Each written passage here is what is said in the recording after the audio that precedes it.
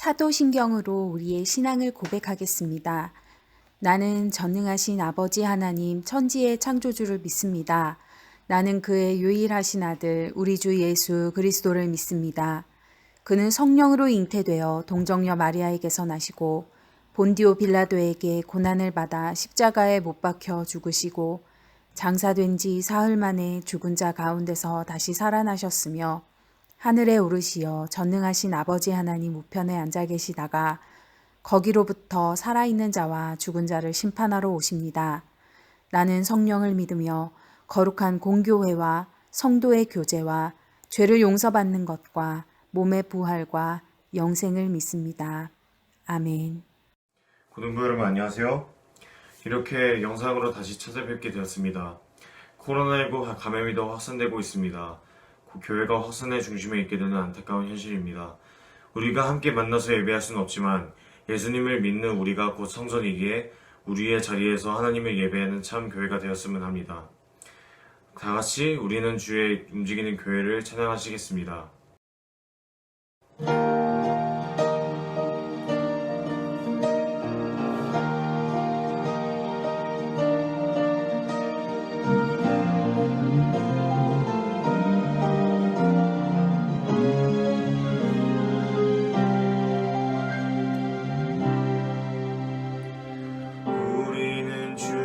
움직이는 교회 이곳은 주님을 위한 자리 내가 기도하는 모든 땅 위에서 하나님 예배받을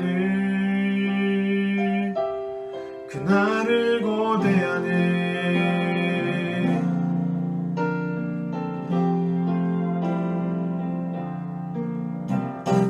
우리는 주의 움직이는 교회 이곳은 주님을 위한 자리 내가 기도하는 모든 땅 위에서 하나님 예배받을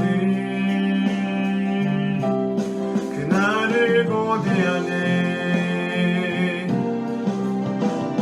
내 노래로 주님의 성전을 지으리 높임을 받으소서. 이스라엘 찬송 중 거하신 주님은 거룩하십니다. 두 손 들어 주님의 보좌를 만들고 온 맘 다해 경배하리. 구름 날개 사이에 임하신 것처럼 내 위에 임하소서.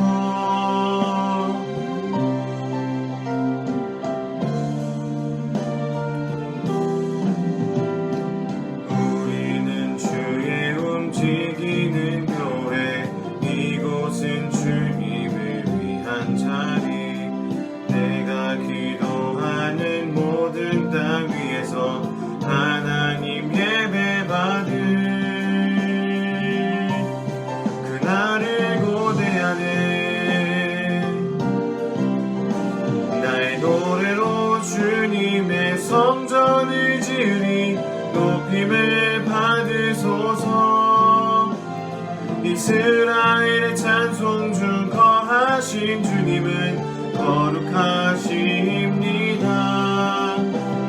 두 손 들어 주님의 보좌를 만들고 온 맘 다해 경배하리. 구름 날개 사이에 임하신 것처럼 내 위에 임하소서. 하나님 우리가 이곳에 섰으니 이 땅을 치유하소서. 하나님 우리가 어디에 있든지 주를 높이리라. 열방들아 주님을 송축할지어다. 그 발 아래 입 맞추라. 영원한 통치자 주 예수 그리스도 그는 위대하신 왕.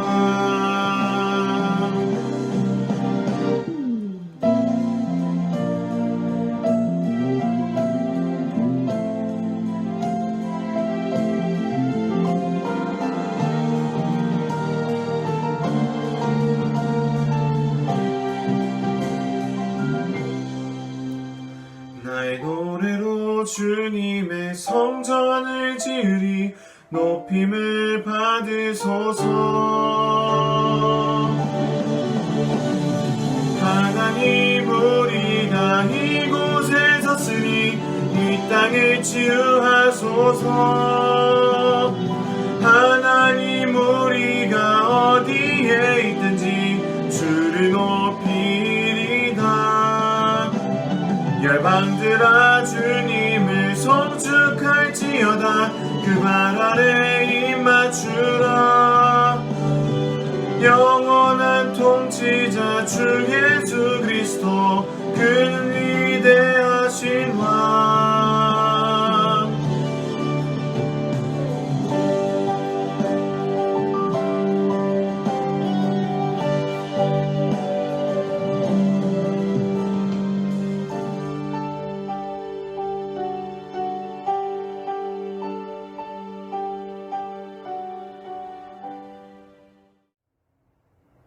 사랑의 하나님 아버지, 오늘 주일 예배를 기쁘게 받아 주옵소서. 비록 교회에 모여 예배드리지 못하지만 온라인 예배를 드리는 우리 가운데에도 성령 하나님 함께하여 주시고 경배받아 주옵소서. 그동안 코로나로 인해 많은 방역과 노력이 있었지만 우리 인간의 한계를 느끼며 하나님 아버지 앞에 엎드립니다. 그동안 우리에게 주어진 자유와 평안이 오직 하나님 아버지께로부터 났음을 고백합니다. 매사 감사하지 못하고 작은 어려움에도 불평하고 의심했음을 용서하여 주옵소서. 나와 내 가족을 위한 기도에는 열심이었지만 나라를 위해, 위정자들을 위해, 교회와 이웃, 친구들을 위해서 기도하는 데에는 인색했음을 용서하여 주옵소서. 우리들의 학교와 일터, 사랑하는 교회가 모두 멈추었습니다. 하나님 아버지, 우리를 불쌍히 여겨 주옵소서. 코로나를 통해서 하나님의 뜻이 무엇인지 분별하는 영을 부어 주옵시고 회개의 영을 부어 주옵소서. 비록 우리가 함께 교회에 모여서 예배드릴 수 없지만 고등부 학생들 각 가정에서 부모님을 통한 신앙교육이 더욱 굳건해지게 하여 주옵시고 고등부 교사들을 통해서 크리스천으로서 이 세상을 당당하게 살아나가는 본을 받을 수 있도록 우리 교사들에게도 하나님 지혜와 분별력을 허락하여 주옵소서. 우리 고등부 학생들 학교에 갈 수 없지만 시간을 헛되이 보내지 않게 도와주시옵고 자신에게 잘 맞는 온라인 학습을 찾아서 게으르지 말고 부지런히 공부할 수 있도록 힘과 인내를 허락하여 주옵소서. 특별히 고3 학생들을 위해서 기도드립니다. 불안한 마음을 주의 평강으로 다스려 주시고 이 무더위에 건강 잃지 않고 남은 기간 끝까지 함께 동행하여 주옵소서. 말씀 전하시는 서성진 목사님께 성령 충만한 은혜를 내려주옵소서. 우리 모두 다시 만날 때까지 하나님의 사랑과 은총이 늘 함께하여 주옵소서. 감사드리며 예수 그리스도 이름으로 기도드립니다. 아멘. 오늘 우리에게 주시는 하나님의 말씀은 이사야서 32장 1절에서 8절 말씀입니다. 이제 함께 말씀을 보겠습니다. 보라, 장차 한 왕이 공의로 통치할 것이요 방백들이 정의로 다스릴 것이며 또 그 사람은 광풍을 피하는 곳, 폭우를 가리는 곳 같을 것이며 마른 땅의 냇물 같을 것이며 곤비한 땅의 큰 바위 그늘 같으리니 보는 자의 눈이 감기지 아니할 것이요 듣는 자가 귀를 기울일 것이며 조급한 자의 마음이 지식을 깨닫고 어눌한 자의 혀가 민첩하여 말을 분명히 할 것이라.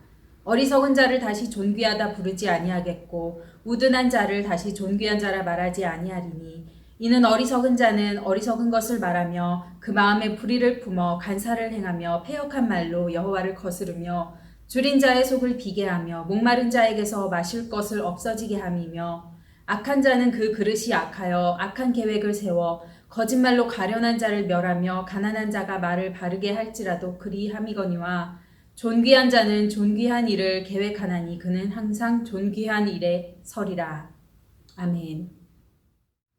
고등부 형제자매 여러분 잘 지내셨나요? 오늘도 여러분과 함께 이사야 말씀을 가지고 나누려고 합니다. 아마 오늘이 이사야로 설교하는 마지막 날이 될 것 같아요. 다음 달부터는 다른 말씀으로 여러분과 함께 나누길 원합니다. 지금까지 우리가 이사야를 보면서 이사야가 처해 있던 시대상이 굉장히 암울하고 또 힘들었던 시기였다는 것을 다 알게 되었습니다. 신은 강대국 아수르 제국의 침략 앞에 하나님의 백성 유다 왕국은 이런저런 방법들을 다 써봤지만 모두 소용이 없었습니다. 선지자는 이런 여러 가지 방법을 쓰는 그 유다 왕국 사람들에게 하나님은 부패하고 죄로 가득한 유다를 혼내시기 위해서 아수르를 몽둥이로 사용하신 것이다 라고 말하였지만 백성들은 그 말을 귀담아 듣지 않았습니다. 나라는 망하고 또 불쌍한 백성들만 고통당하는 이 상황 속에서 이사야 선지자는 허무와 절망에 빠질 법도 하였지만 그는 그 가운데서 하나님을 만났고 또 하나님이 주시는 소망을 붙들었습니다. 이 폭망한 상황 속에서 자라나는 새로운 소망의 씨앗을 보았기 때문에 그는 계속해서 외칠 수 있었고 또 그가 본 것들을 백성들에게 나눌 수 있었습니다. 그는 무엇을 보았을까요? 하나님은 그에게 어떤 환상을 주신 것일까요? 오늘 말씀 32장 1절에서 읽은 것처럼 하나님은 이사야에게 한 왕을 약속하셨습니다. 그는 정의로 다스리는 왕입니다. 여기에는 유다가 망하게 된 근본적인 원인이 바로 하나님을 버리고 정의를 버린 것 때문이라고 보는 그런 신앙적인 관점이 담겨 있습니다. 하나님은 자기 백성 이스라엘이 사랑과 정의로 다스리는 나라를 이루기를 원하셨는데 이스라엘 백성들은 하나님을 버리고 하나님이 원하시는 사랑과 정의를 버렸습니다. 그래서 이 망해버린 폐허 위에 새롭게 세우실 왕은 정의로운 왕, 사랑의 왕, 그리고 하나님의 거룩하신 성품을 고스란히 반영하는 왕을 주실 것이라고 하나님은 약속하신 것입니다. 자, 여기까지 잘 따라오신 분들은 이렇게 생각할 거예요. 아마 그 당시 이스라엘 사람들은 이 세상이 확 뒤집어져서 어떤 훌륭한 통치자가 세워지고 그 사람이 우리나라를 일으킬 거다라는 소망을 품지 않았을까? 수많은 사람들이 그런 지도자가 나타나기를 꿈꿨습니다. 난세의 영웅이 난다는 말이 있잖아요. 그것처럼 어떤 영웅이 나타나서 우리를 잘 살게 해주는 그런 바람이 어느 시대, 어느 지역에나 있었습니다. 어떤 뛰어난 한 리더를 바라는 마음, 그것은 이 이스라엘 백성에게만 있는 마음이 아니라 1차 세계대전 이후에 그 망한 그 폐허가 되어버린 독일 민족, 그들에게도 있었고 또 일제히 오랜 압제와 전쟁 끝에 해방을 얻은 우리 민족의 마음속에도 있었던 그런 열망이었어요. 강력한 통치자 한 사람이 나타나서 이 악한 사람들을 다 물리치고 또 우리가 잘 살 수 있게 해주고 우리의 안전을 지켜주기를 바라는 그런 마음, 그 마음이 이 어떤 카리스마 넘치는 한 지도자를 만났을 때 열렬한 지지로 나타나게 되죠. 그런데 역사는 우리에게 가르쳐주기를 이 카리스마 넘치는 강력한 지도자가 사실 좋은 통치자가 아닌 경우도 많았다는 것을 우리에게 알려주었어요. 사람들의 열망을 이용해서 자기의 권력욕을 채우려는 그런 지도자 때문에 원래 불쌍했던 그 국민들이 더 불쌍한 처지에 처하고 또 고생하고 힘든 나날들을 보내게 된 그런 경우들이 많았거든요. 그러면 정의와 사랑으로 통치하는 왕은 언제 오는 것일까요? 수많은 신앙인들이 죽은 후에 우리가 천국에 가게 되면 그때에 그 왕을 만나게 될 것이라고 말을 합니다. 우리가 죽은 후 하나님의 나라에 들어가게 될 때에 그곳에서 우리의 눈물을 닦아주시고 또 우리에게 상을 베풀어 주실 것들을 소망하자, 그렇게 말을 합니다. 그런데 우리는 하나님이 통치하시는 나라가 저 멀리 먼 미래에 저 다른 차원에 존재하는 것이라고 믿는 것이 아니라 우리가 살고 있는 이곳, 바로 지금 여기에 존재한다는 믿음으로 살아가는 사람들입니다. 그게 바로 그리스도인들의 믿음의 고백이에요. 하나님은 온 세상을 창조하신 이 세상의 주인이십니다. 하나님이 영적이고 초월적인 저 세상의 주인이라고 생각하는 그 이분법적인 생각을 벗어나서 지금 이곳에서 하나님이 나의 왕입니다라고 고백하는 것이 진짜 살아있는 건강한 그리스도인의 고백이에요. 이 말씀이 우리의 고백이 되고 삶의 현실이 되기 위해서는 예수 그리스도를 왕으로 세우신 하나님의 말씀에 귀 기울여야 합니다. 오늘 말씀에서 주목해야 하는 한 단어가 있습니다. 키워드가 뭘까요? 바로 1절에 나오는 방백입니다. 1절은 한 왕이 공의로 통치하는 나라에 방백들이 정의로 다스릴 것이라고 선포하고 있습니다. 방백은 무엇일까요? 보통 우리가 일상에서 쓰는 단어가 아니라 성경에만 나오는 단어라서 조금 설명이 필요한데요. 그것은 관리들, 귀족들, 그리고 왕과 함께 나라를 실제적으로 운영하는 사람들을 지칭합니다. 그들의 역할은 광풍을 피하는 곳, 폭우를 가리는 곳, 마른 땅의 냇물 같고 곤비한 땅의 큰 바위 그늘 같은 존재가 되어주는 것입니다. 폭풍우와 찌는 더위로부터 보호해주고 또 가뭄의 단비 같으며 사막을 걷는 자들에게 쉴만한 바위가 되어주는 사람, 너무 멋지지 않습니까? 그런 사람이 바로 방백이라는 것입니다. 하나님의 아들 예수 그리스도가 다스리는 나라에서는 방백들이 그 왕의 다스림을 매개로 또 구석구석 살피면서 또 섬기면서 이 백성들에게 닥치는 온갖 어려움들 속에서 백성들을 보호해주고 지키는 자들이 될 것입니다. 오늘날에도 수해나 지진이 왔을 때 해당 지자체의 담당자나 공무원들이 그 자리를 지키지 않고 어디 골프를 치러 갔다거나 뭐 그랬다고 해서 비난받고 뉴스에 나오는 것을 우리가 자주 보게 되는데요. 유다가 아수르의 공격 앞에 나라의 존폐 위기를 겪고 있던 그 시기에도 그런 사람들이 있었던 것 같습니다. 백성들의 안전을 상관 않고 자기의 안위만 챙기는 관리들이 있었던 거예요. 그래서 이사야와 그 당시의 백성들은 그런 관리들을 보면서 좌절하고 또 하나님이 과연 우리를 지켜주시는 것 맞나? 우리를 보호해주시는 것 맞나? 하나님 우리를 그냥 버리신 것 아닌가? 라는 신앙적인 의심을 하게 되었어요. 하나님은 과연 어디 계시는가? 우리의 부르짖음을 듣고 계시는가? 하는 그런 신앙의 의구심 말입니다. 그런데 하나님이 약속하시는 정의의 왕이 임하실 때 예수 그리스도와 함께하는 그의 자녀들은 이 정의로 다스리는 방백이 될 것이다라고 하나님 우리에게 말씀하셨습니다. 그 방백들이 누구일까요? 예수 그리스도를 믿는 사람들, 이 세상 속에서 이 섬김의 본분을 감당해야 하는 교회입니다. 바로 우리들이라는 것이죠. 이기적이고 자기 본분을 내팽개쳤던 그 방백들이 이제 공의로우신 왕 앞에서 변화되어서 정의로운 방백으로 부르심을 받았습니다. 우리가 어떤 한 지도자를 통해서 세상이 바뀌기를 기다리는 것보다는 우리 스스로가 정의로운 관리가 되어서 이웃을 지키고 보살피는 사람이 되라고 하나님 우리를 부르셨다는 것입니다. 그렇다면 우리가 그 거룩하고 정의로운 방백이 되기 위해서는 어떻게 해야 할까요? 첫 번째로 우리는 우리 안에 있는 거짓된 신화를 버려야 합니다. 당시에 예루살렘에 살고 있던 사람들은 자기들이 하나님이 계시는 거룩한 도성 예루살렘에 살고 있기 때문에 이 도성이 절대 함락될 리 없다, 파괴될 리 없다라고 믿었습니다. 자기들은 망하지 않을 것이라고 믿었어요. 그래서 도덕적으로 부패하고 또 하나님 앞에 죄를 짓고 있으면서도 그에 대한 경고 앞에서 전혀 회개하지 않고 그들의 삶을 돌이키지 않았던 것이죠. 그러면서 스스로 평안하다라고 속였습니다. 그들이 갖고 있던 신화는 아수르의 강한 군대 앞에서 깨져버렸습니다.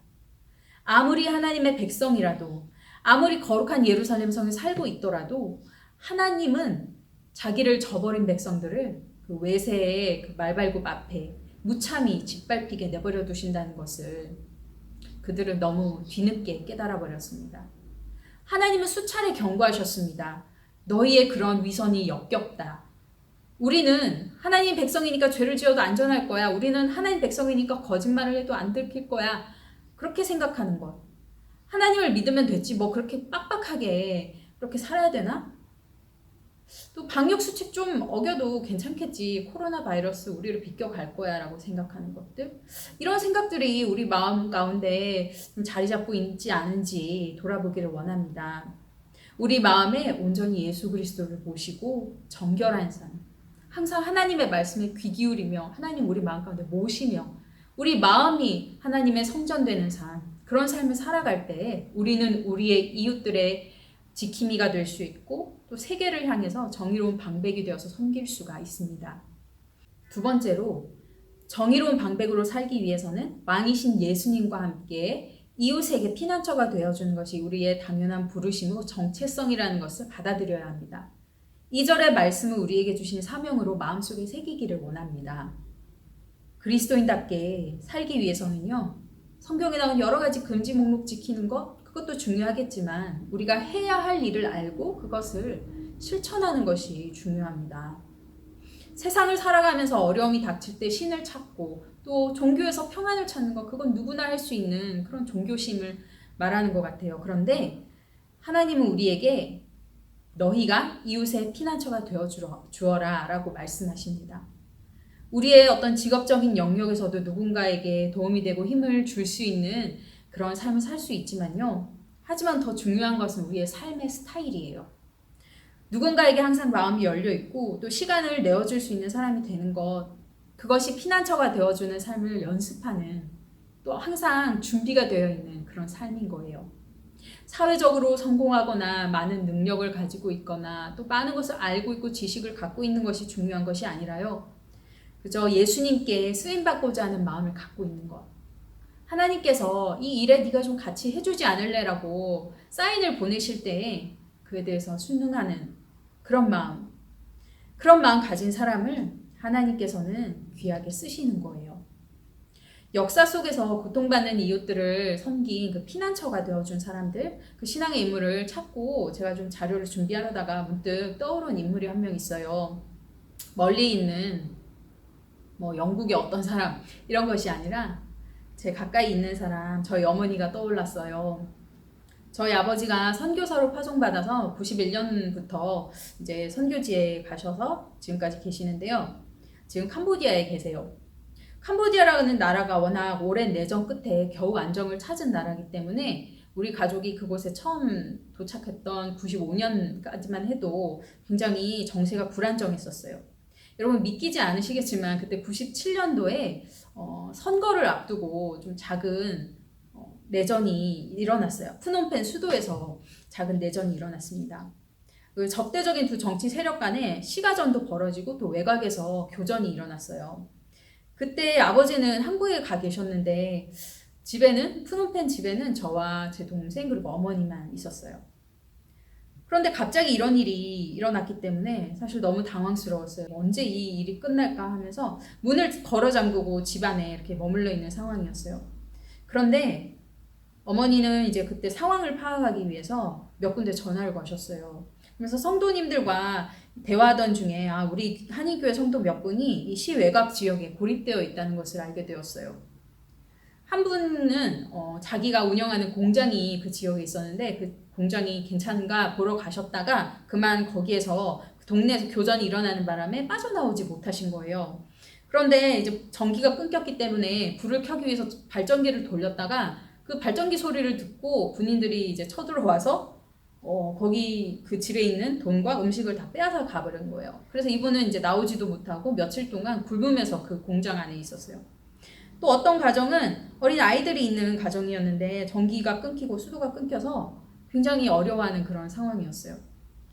같은 동네에 있는 그 사람들, 다른 교민들의 가정도 비슷한 사정이었어요. 그때 저희 어머니께서 이제 그분들을 구하러 직접 갔다 오신 거예요. 오래된 일이라서 제가 좀 구체적인 어떤 방법들은 기억이 나지 않지만 고립되어 있던 사람들을 이제 한 사람씩 구해서 저희 집에 모셔왔어요.